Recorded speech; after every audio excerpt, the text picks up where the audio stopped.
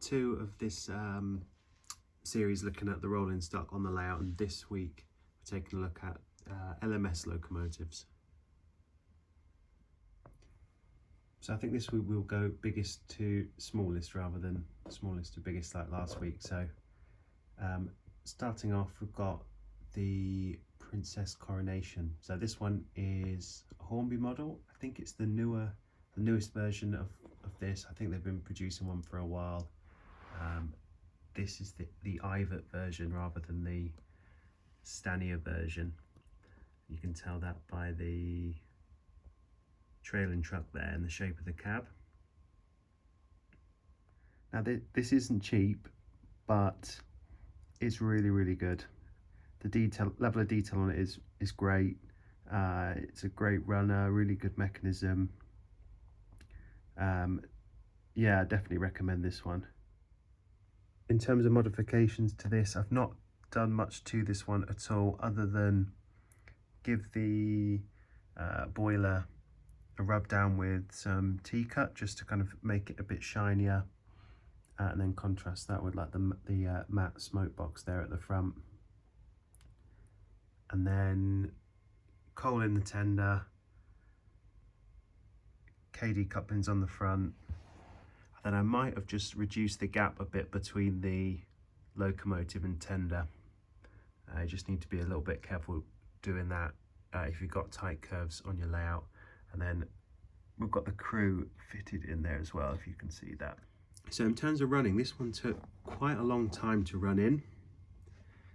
It had a few tight spots at first. It was a bit jerky, but after giving it a good few hours running around the other layout, it did kind of smooth out quite a bit.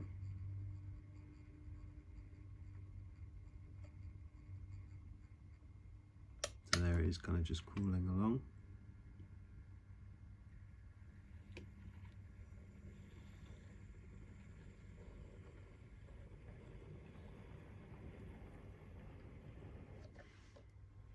So yeah, I'm a big fan of these. If you're willing to fork out for one, it's a pretty impressive kind of flagship locomotive.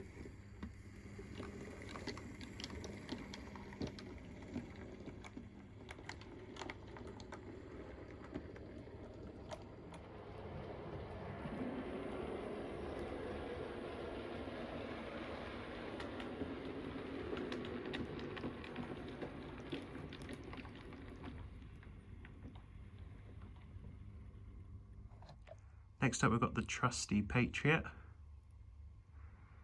Again, another Hornby model, this one.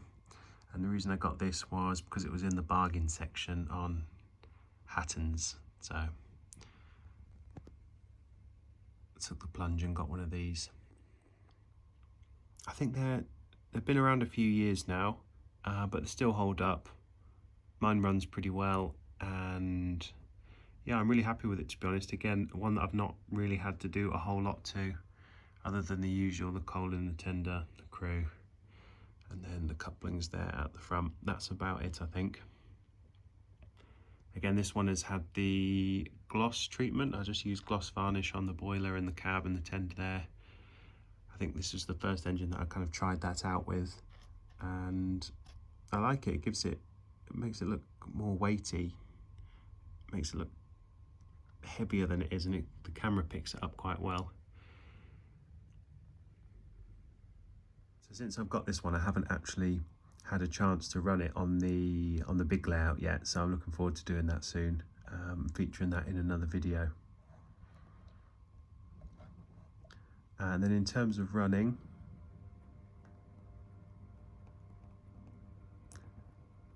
again, it hasn't run too much, but it's pretty smooth as it is, really.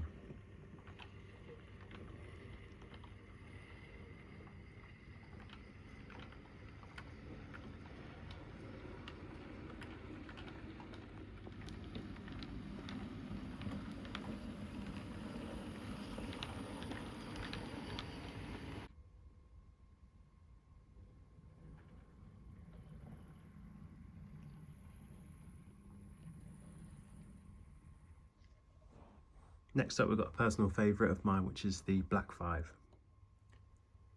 So I've actually got 2 of these at the minute. I've got a cleaner one and then a more heavily weathered one.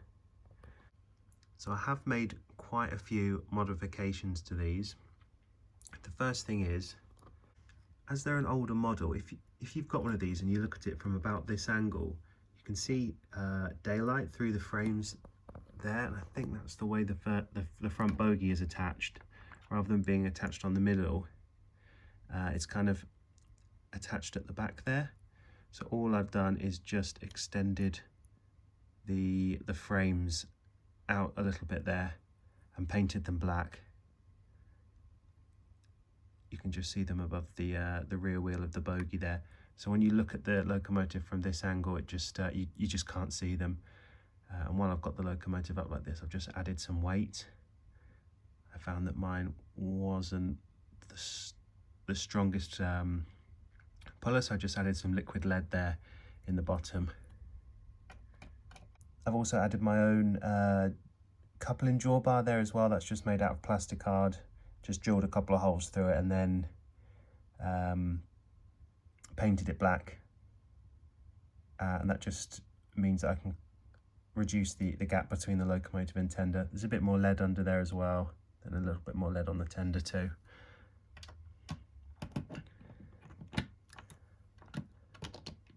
And I think I've also added a cab floor to this one, and then we've got the crew in there too.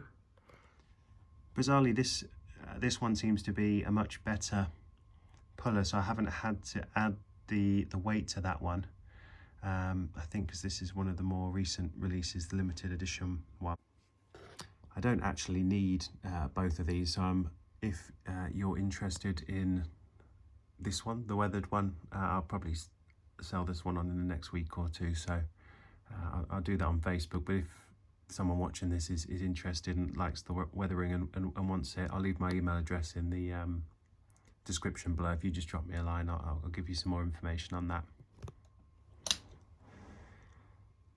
In terms of running these, they can be a bit hit and miss, to be honest.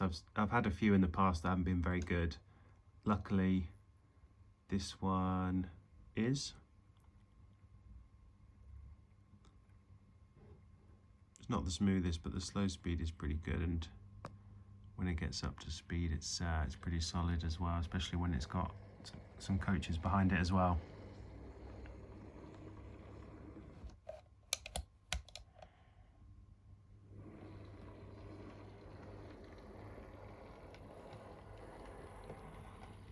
The weather one's okay as well. The slow speed is pretty solid on this one, to be honest.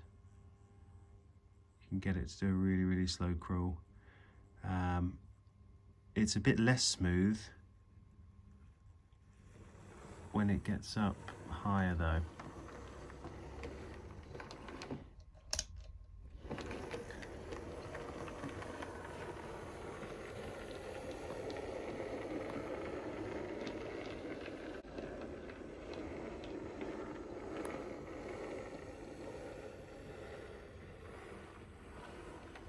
Strangely, this one's a lot better in reverse than it is in forwards for some reason, but I think it probably just could do with a service of some sort.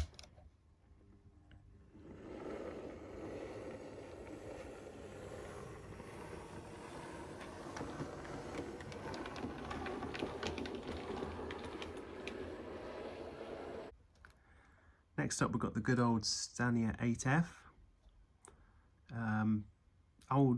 Older kind of Hornby model. I think the detail isn't the best on it, but considering it's 20 years old, it holds up all right, to be fair. Mine's a bit noisy, but it's pretty smooth. Again, I've just replaced the smoke box dart on the front of this one. I've removed the front lamp as well. I need to stick another one on there.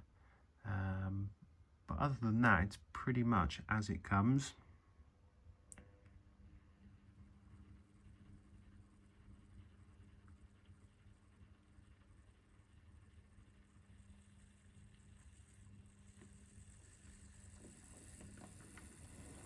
can hear how noisy it is there, but it runs fine, you know, it's pretty good.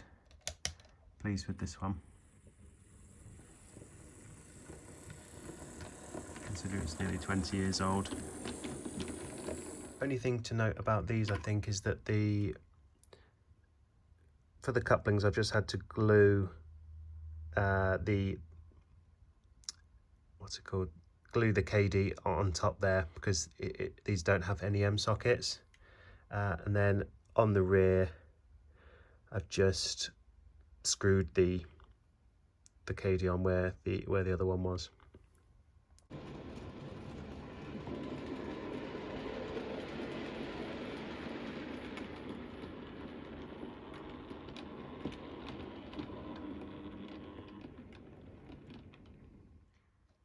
Next up, we've got the Stanier Mogul.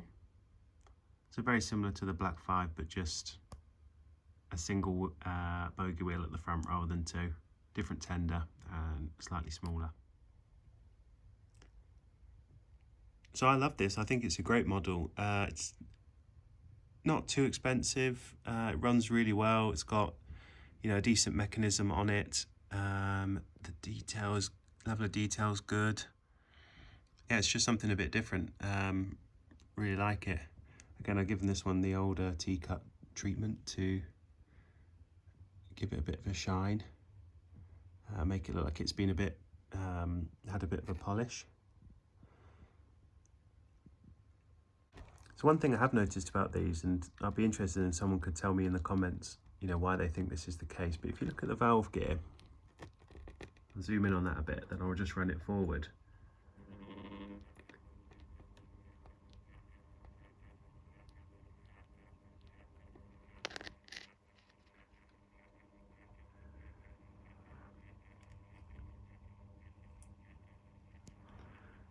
On the real things, I'm not sure what the terminology is, but this front part here that's going around at the bottom there kind of runs behind the connecting rod, whereas on these it's almost being pushed around on the front, like you'd see on a rebuilt Bullet Pacific, and I think on quite a few other Southern engines. So on these it should be the other way around, and I find that on loads of model steam locomotives. So the only other way I can really show this, I think, is this is where the valve gear is set on this model, and I've unscrewed it a bit so I can move it. Where it should be is there. So it kind of would follow the connecting rod round, whereas as it's normally set, it's pushed in front of the connecting rod there, if that makes sense, if the wheels are turning forward. So I think that's where it should be. That's where it actually is. And then again on the other side, where it's the valve gear has to be set is there, whereas where it should be set is about there, like that. But you have to have this set the other way up there like that. I'll see if I can get a video, like a clip of the preserved example running, and I'll show you what I mean with that. It's very subtle, it's not something that you'd ever really notice, but just a kind of a quirk with the models, that it doesn't quite match up with the full size version.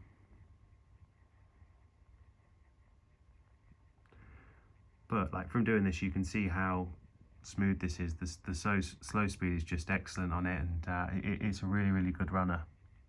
Definitely worth the money, these.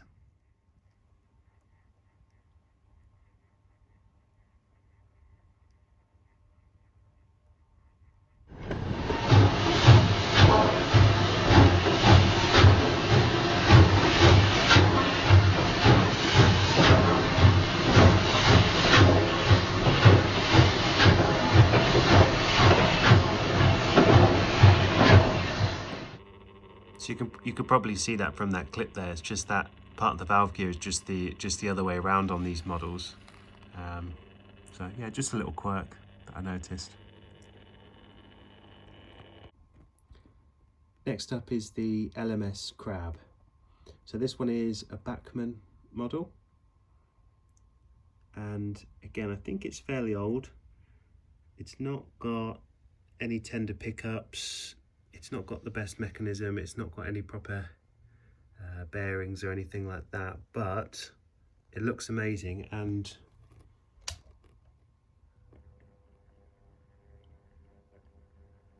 it runs quite well as well.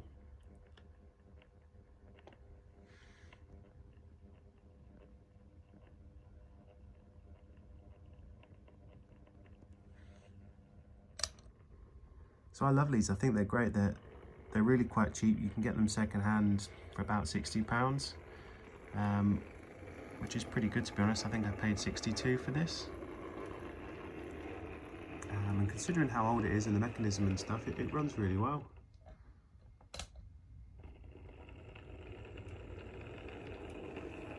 So no real modifications to this one at all, other than the usual crew, coal, and couplings, and the lamp on the front. But overall, not a whole lot to say about this, other than it's great. For the money, it's really, really good. Definitely recommend it.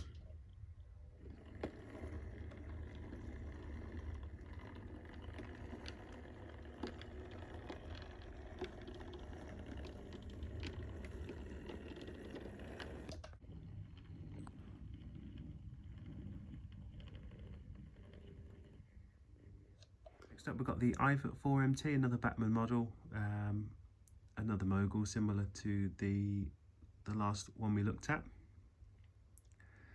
And this is another one that's, I don't think it's too recent, but it does hold up pretty well. No tender pickups like the last one, but the mechanism's okay.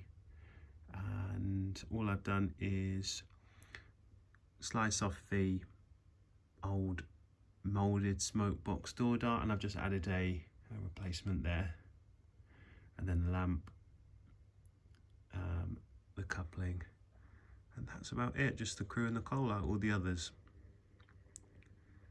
In terms of running, it is pretty good. The mechanism's a bit stiff on mine, but anything other than a really slow crawl, it's fine, to be honest.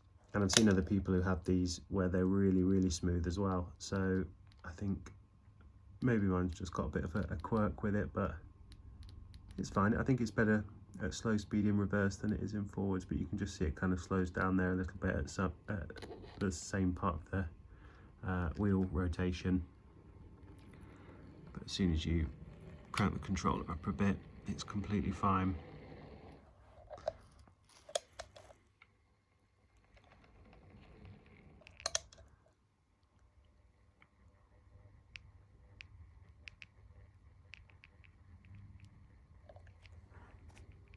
But yeah, this is another one that you can get very cheap as well online. I think I paid £50 for this about 7 or 8 months ago on eBay, which is pretty good for one of these, I think.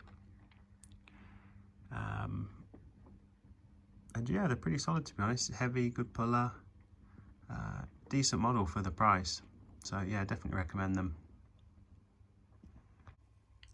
So the last tender engine for today is the Midland 4MT. So this is one of the first locomotives I bought when I got back into the hobby a couple of years ago, since I was quite young, and it's just great. It's really good. It's got a decent mechanism in it. It's got tender pickups, it's got proper bearings, it's got a decent motor. The detail on it is solid, great runner, very heavy, can haul loads. Yeah, I love it. It's great. It's one of my favourites.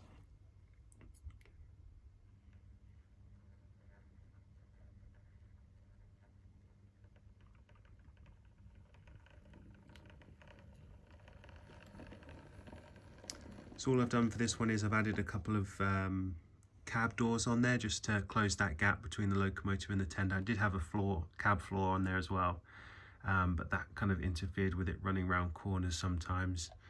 I've kept the weathering quite heavy on this one. Got some limescale building out around the washout plugs there. Got the smoke box a bit more matte, you can see at the front. Got some you know, some limes, some ash, sorry, just coming down from the smoke box there. Got the coal in the tender as usual, the crew, and I think that's about it for that one. But again, these you can get for about £70, I think, maybe 60 something at the minute. So for what they are, they're, you know, I think they're quite reasonably priced, and they're great. Yeah, so really good model this. I like this one.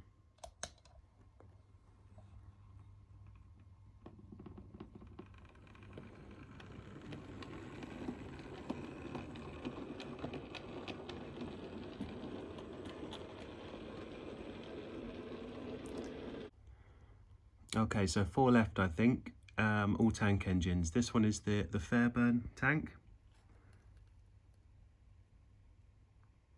Really good looking engine. This is another Bachmann one. As before, all I've done is replace the smoke box door dart with a separately fitted one. I think I haven't yet added a crew to this one, so that needs doing. And then I've replaced the couplings, that's it. But again, this is a really good model. Runs quite well as well. You'll notice, like what I mentioned earlier when we were talking about the Stanier Mogul, about the valve gear kind of being the wrong way around. It's the same thing on this one. So again, I'll try and get a clip up of one of the preserved Fairburns running, and you'll notice what I mean.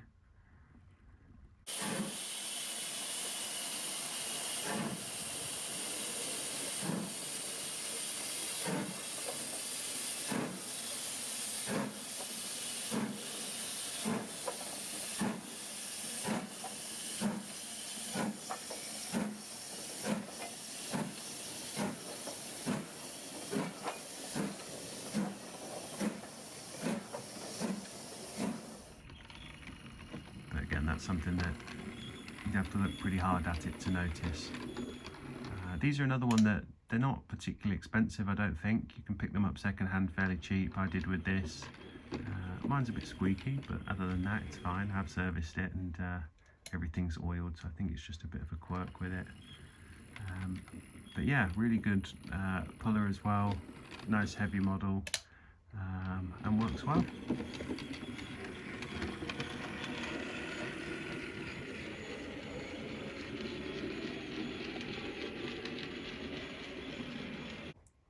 Next up is the Ivatt 2MT tank engine.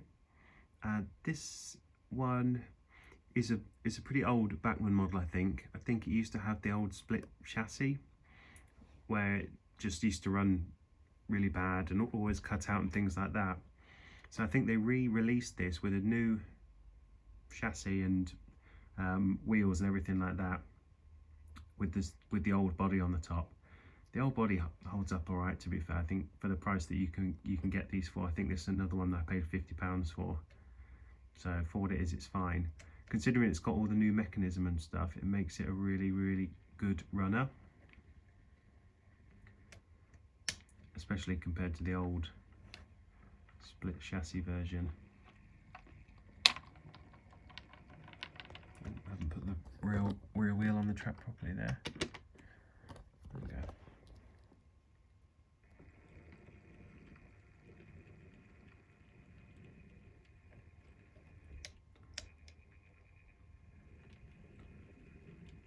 So yeah, really decent runner, good smooth running. All I've done is, again, hacked off the smoke box door dart on the front and added a new one.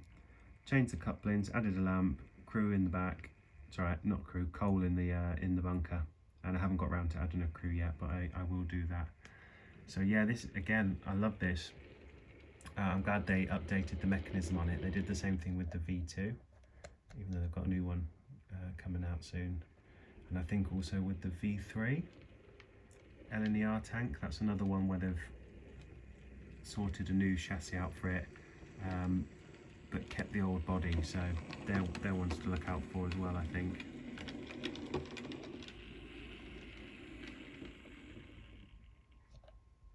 And then last but not least, we've got the Lancashire and Yorkshire radial tank.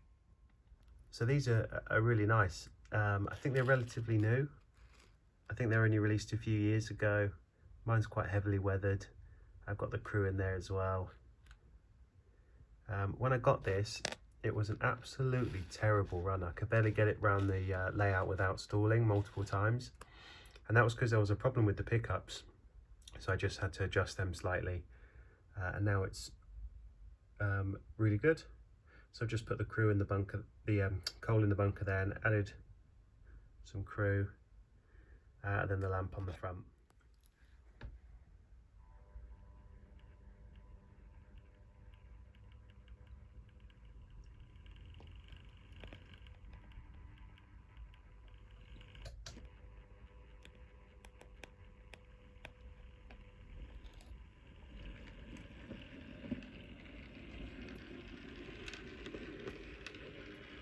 So it's a pretty decent run of this one. Not the best slow speed, but you know, given how short the wheelbase is and things like that, it gets over points and stuff without any issue. And these are another one that you can get pretty cheap, I think. And considering it's a newer model, yeah, I think it is worth the money.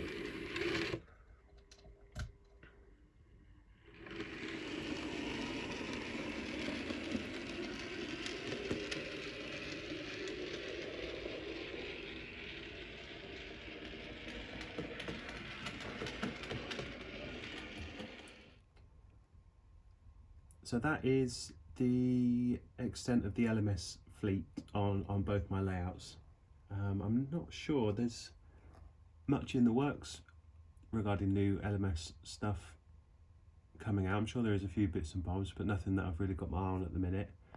So that's probably it for the time being. But yeah, that's probably the kind of locomotive category that I've got the most models of, obviously with my layout being set on the former LMS. So yeah, some really good ones there that might be worth looking into if you're interested in getting some of those. So yeah, as always, thanks for watching, guys. Appreciate it. Probably get back to a regular running video next week, take a break, and then maybe look at the LNER Southern and diesel locomotives that we've got on the layout after that. So yeah, thanks for watching, guys. Appreciate it, and speak to you soon.